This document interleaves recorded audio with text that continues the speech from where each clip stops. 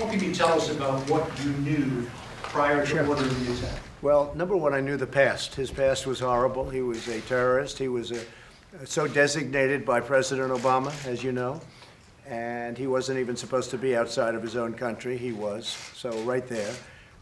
But that's, in a way, the least of it. We had an attack very recently that he was in charge of where we had people horribly wounded, one dead. In fact, the number now, as of this morning, I believe is 2 dead, and that was his. He was traveling with the head of Hezbollah. They weren't there to discuss a vacation. They weren't there to go to a nice resort someplace in Baghdad. They were there to discuss bad business.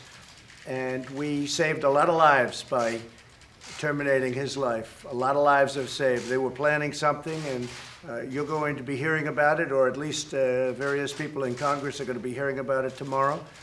He's been called a monster, and he was a monster. And he's no longer a monster. He's dead. And that's a good thing for a lot of countries.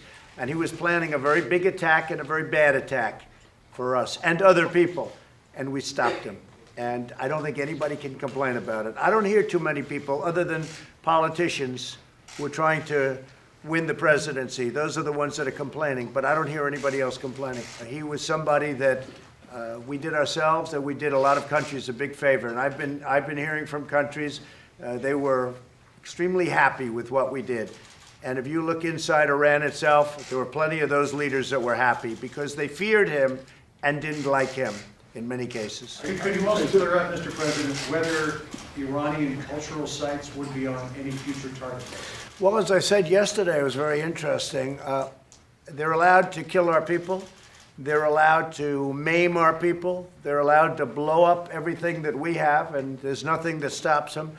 And we are, according to various laws, supposed to be very careful with their cultural heritage.